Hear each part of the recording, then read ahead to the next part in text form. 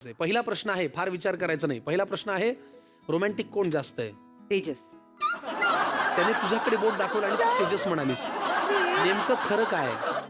लग्न करायच्या आधी एकमेकांबरोबर राहून बघा, पण विथ फॅमिली. तर तसं नेमकं आमच्या बाबतीत मला ते करायचं होतं आणि स्वामींच्या कृपेने ते घडलं. आणि तेव्हा मला त्याचा अंदाज व्यवस्थित आला, कारण त्यावेळेला कोविड लागला. तेव्हाच मला तो कळला की तो किती रोमॅन्टिक आहे. त्याने बाहेर जेव्हा जातो त्यावेळेला माझ्यासाठी ब्रेसलेट वगैरे सगळं व्यवस्थित घेऊन येतो. मी जर एकटी गेली शॉपिंगला तर तो चिडतो. त्याच्यानंतर जर सामान घ्यायला बाहेर वाण्याच्या दुकानात तरी मी एकटी गेले तरी तो चिडतो. मी बॅगा एक उचलून सगळं वर चालली आहे तर नाही, ते त्यानेच उचलायच्या असतात. हे सगळं मला ते एकत्र राहिल्यामुळे आवडलं आणि मी याच्याशी लग्न केलं. टिप क्रमांक 1, मुलींना त्यांचं सामान उचलणारे मुलं रोमॅन्टिक वाटतात.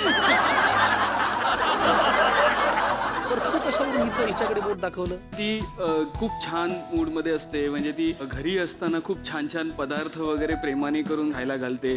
बाहेर गेलं की तिला, फॉर एक्झाम्पल स्विसला आम्ही गेलेलं असताना तिला ती शिफॉनची साडी घालून माझ्याबरोबर तिकडे ते हे सगळं असं काहीतरी तिला खूप करायची इच्छा असते. तर त्यामुळे ती प्रचंड त्या बाबतीत रोमॅन्टिक तुला आहे. सरप्राईज येते ते विसरला का? मुद्दा असा आहे, त्याने जी व्याख्या सांगितली ती बरोबर आहे. म्हणजे तू जास्त रोमॅन्टिक आहेस. इट मीन्स तू कमी आहेस. तुला कडू प्यावं लागणार आहे. तिची बाजू घेऊन तू फसलायस. पी कडू. तो सांगतोय ती हे करायला लावते, ती ते करायला लावते. पी कडू. काय घे तू पिऊन बघ. माणूस थरथरला एकदम. वा, पुढचा प्रश्न असा आहे, राग कुणाला जास्त येतो? चिडका बिब्बा? अरे सॉलिड. हो का? लई फोडाफोडी होते घरामध्ये. काय फोडाफोडी होते? कशामुळे? आता मी पण सांगते, थांब. हा, हे बघ, तेव्हा भांडणं सुरू होतात.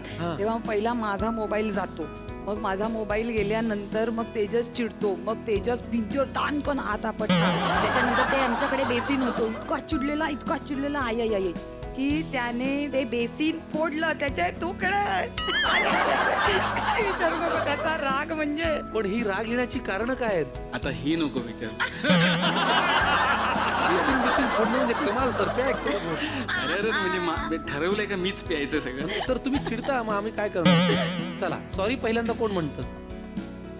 बिचारा यार. सर तुम्ही गोड प्या आणि तू कडू पी. कडू पूर्ण प्या सर. चेहऱ्यावरती बघ कशी तकाकी आली. सॉरी म्हणायची पद्धत फार निराळी. म्हणे 1 2 3 सॉरी असं आहे. हो, म्हणजे माझी सॉरी म्हणायची पद्धत 2 प्रकारे आहे. म्हणजे एक तर आम्ही ठरवलेली आहे, आम्ही दोघं मिळून एकमेकांकडे बघतो, 1 2 3 सॉरी, संपलं. आणि दुसरी पद्धत खूप सिंपल आहे. मी 2 गोष्टी देतो, एक तर चॉकलेट किंवा दुसरं आहे मोगऱ्याचा गजरा. बस ह्याच्यावर त्याला माफी मिळू शकते. आता एक महत्वाचा प्रश्न आहे, तुझं लाडाचं नाव क्षमा आहे, त्याचं काय? शोने. काय?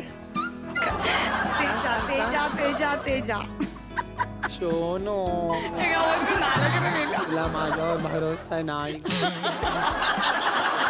क्षमा आणि शोनूची ही जी जोडी आहे ना, ती खूपच इंटरेस्टिंग आहे. पाहुण्यांना फ्रेश करण्यासाठी पाहुणचार म्हणून चहा झालेला आहे.